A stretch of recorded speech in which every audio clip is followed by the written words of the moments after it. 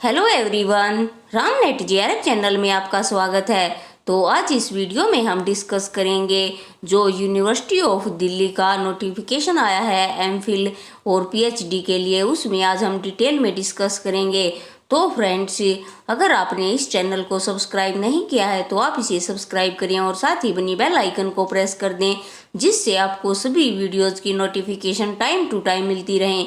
तो इसमें आज हम देखेंगे कि इस जो एमफिल पीएचडी है उसकी लास्ट डेट क्या है और उसकी कितनी फीस है और कितनी सीटें किस सब्जेक्ट के लिए आई हैं। तो आप इस वीडियो को लास्ट तक देखें, जिससे आपके सारे डाउट क्लियर हो जाएंगे। तो आइए देखते हैं यूनिवर्सिटी ऑफ दिल्ली का नोटिफिकेशन क्या आया है। ये पीडीएफ आपको टेलीग्राम पर भी उपलब्ध हो जाएगी। अगर आप ये पीडीएफ पढ़ना चाहते हैं तो हमारे टेलीग्राम ग्रुप को ज्वाइन करें। तो सबसे पहले आता है हमारा इसका शेड्यूल और इसकी लास्ट डेट क्या है। तो फ्रेंड्स, इसमें जो इम्पोर्टेंट चीज़ें हैं हम उनको देखेंगे। तो सबसे पहले देखते हैं ये जुलाई, इसकी स्टार्टिंग डेट जुलाई 26 है और लास्ट इसकी डेट अगस्त 21 है। तो आप 21 अगस्त से पहले ही ये फॉर्म अप्लाई कर दें।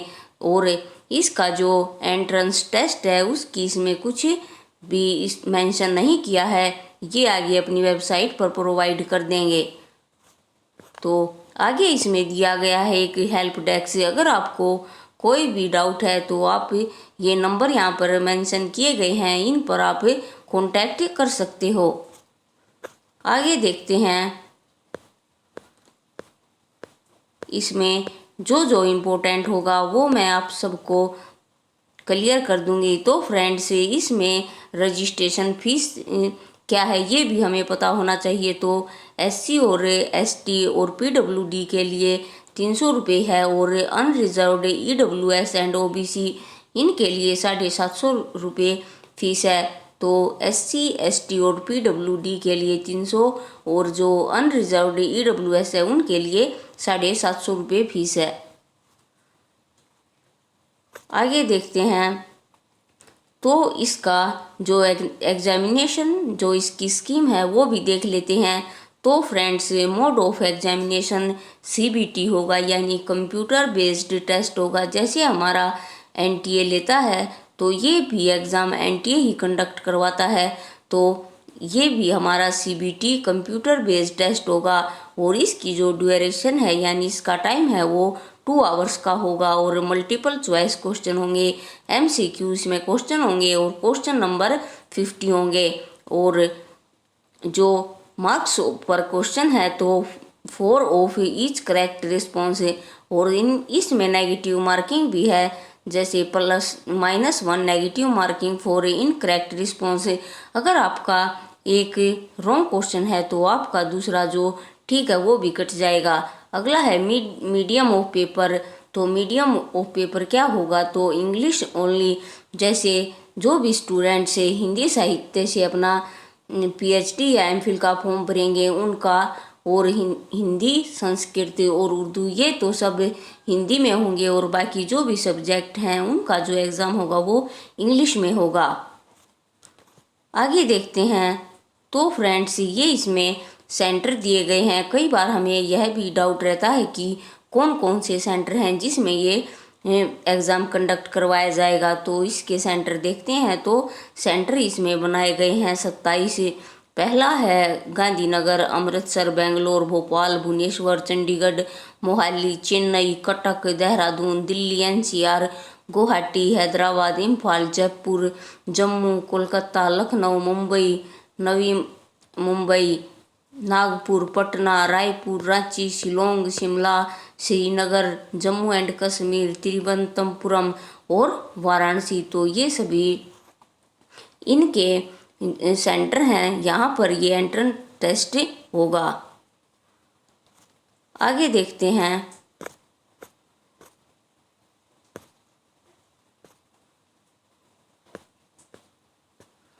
तो फ्रेंड्स, इसमें जो एमफिल है उसके सब्जेक्ट देखते हैं हमारे कौन कौन से हैं। तो इस side name of faculty department और एमफिल यहाँ पर दी गई है। तो आर्ट्स के सब्जेक्ट हैं अरेबिक, बुद्धिस्ट स्टडीज़, इंग्लिश, यानी कुल मिलाकर सभी सब्जेक्ट यहाँ पर एमफिल के दिए गए हैं। Second, commerce, business studies, education,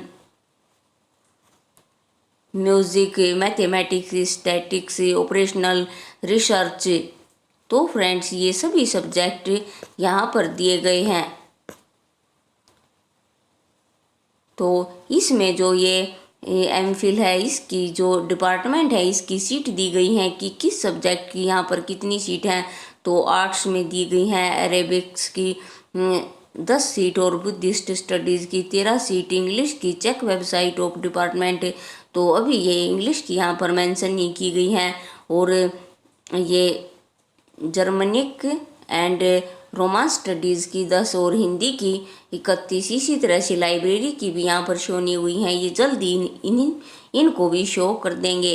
linguistic, तो इस तरह की फ्रेंड्स इसमें ये सीट दी गई हैं कि इस सब्जेक्ट की इतनी सीट है।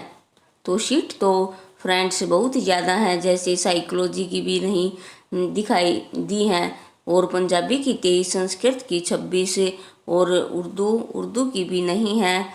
ये जल्दी यहाँ पर इनका डाटा अपलोड कर देंगे। कॉमर्स की 29 और मैथमेटिक्स की 19। तो इसी तरह से इन सब की ये सीट यहाँ पर बताई गई हैं। तो आगे देखते हैं जो पीएचडी प्रोग्राम है वो यहाँ पर कौन कौन से सब्जेक्ट में इन्होंने मेंशन किया है। तो arts, Arabic, Buddhist studies, English, Germany and romance studies, Hindi. तो फ्रेंड्स जो ये सीट हैं पीएचडी की, जैसे 6, 3, 12 और हिंदी की 144, लिंग्विस्टिक की चेक ऑफ द डिपार्टमेंट, तो यहाँ जल्द ये डाटा डाल देंगे। और modern Indian language and literacy studies 24, Persian 28। तो यहाँ पर सारी सीटें दी गई हैं। और एजुकेशन की 38, कॉमर्स की 21। तो इस तरह से यहाँ पर ये सारी सीट दी गई हैं। जो भी आपका सब्जेक्ट है तो आप इसमें देख सकते हैं कि उस सब्जेक्ट की कितनी सीट हैं। तो एक चीज़ और है फ्रेंड्स जो अक्सर बच्चों को कंफ्यूज करती है कि इसमें research proposal for admission to MPhil, तो एमफिल या पीएचडी के टाइम पर हमें रिसर्च प्रपोजल बनाना है या नहीं। तो आइए देखते हैं जिसमें रिसर्च प्रपोजल एमफिल के सब्जेक्ट जिसमें हमें बना कर लेके जाना है। तो African studies, botany, commerce, education, English, zoology और सोशियोलॉजी। तो इसका हमें रिसर्च प्रपोजल बना के लेके जाना है जो हम एमफिल में एडमिशन लेंगे। और जो ये इस साइड दी गई हैं इसमें ज़रूरी नहीं है कि हम रिसर्च प्रपोजल बना कर लेके जाएं, जैसे adult continuing education and extension, Arabic, Buddhist, geography, genetics, Hindi, history, इन सब में ज़रूरी नहीं है। आगे देखते हैं ये पीएचडी का दिया गया है कि हमें रिसर्च प्रपोजल बना कर लेकर जाना है या नहीं। तो फ्रेंड्स पीएचडी के अंदर तो हमें सभी सब्जेक्ट में रिसर्च प्रपोजल हमें बना कर लेकर जाना चाहिए, जिससे हमारे एडमिशन के चांसेस बहुत ज़्यादा होते हैं और ये मैंडेटरी भी होता है। आगे देखते हैं तो इसकी फ्रेंड्स एलिजिबिलिटी और देख लेते हैं। अगर आप एमफिल या पीएचडी में एडमिशन लेते हैं तो उसकी एलिजिबिलिटी क्या होगी। तो आइए पहले देखते हैं अरेबिक इन सभी सब्जेक्ट का सेम ही है। जैसे एमफिल में एडमिशन लेने के लिए 55% मार्क्स एमए में होने चाहिए, तो 55 मार्क्स हमारे मास्टर्स में होने चाहिए। इसी तरह सभी सब्जेक्ट का ये मेन क्राइटेरिया है। और जैसे इंग्लिश का दिया गया है 55%, तो फ्रेंड्स सभी का क्राइटेरिया एक है। तो रिलैक्सेशन वाले जो होते हैं उनमें उनका 50% हो जाता है, नहीं तो 55% हर जगह यही क्राइटेरिया होता है। तो फ्रेंड्स आज हमने जो ये DU PhD MPhil एडमिशन है उसके बारे में जो जो इम्पोर्टेंट चीज़ें हैं वो इसमें कवर कर ली। अगर आपको कोई भी डाउट है तो आप मुझे कमेंट बॉक्स में कमेंट करें, मैं आपके डाउट को दूर करूँगी। तो फ्रेंड्स अगर आप इसकी PDF लेना चाहते हैं तो और आप पढ़ना चाहते हैं तो हमारे टेलीग्राम चैनल को ज्वाइन करें जिसका नाम है राम नेट JRF है। उस पर यह PDF आपको प्रोवाइड करा दी जाएगी। तो फ्रेंड्स आज के लिए इतना ही, मिलते हैं नेक्स्ट वीडियो में और नए इम्पोर्टेंट और इंटरेस्टिंग टॉपिक के साथ। तो इस वीडियो को लाइक करें, चैनल को सब्सक्राइब करें और इसे ज़्यादा से ज़्यादा शेयर करें। तो फ्रेंड्स आज के लिए इतना ही, थैंक यू।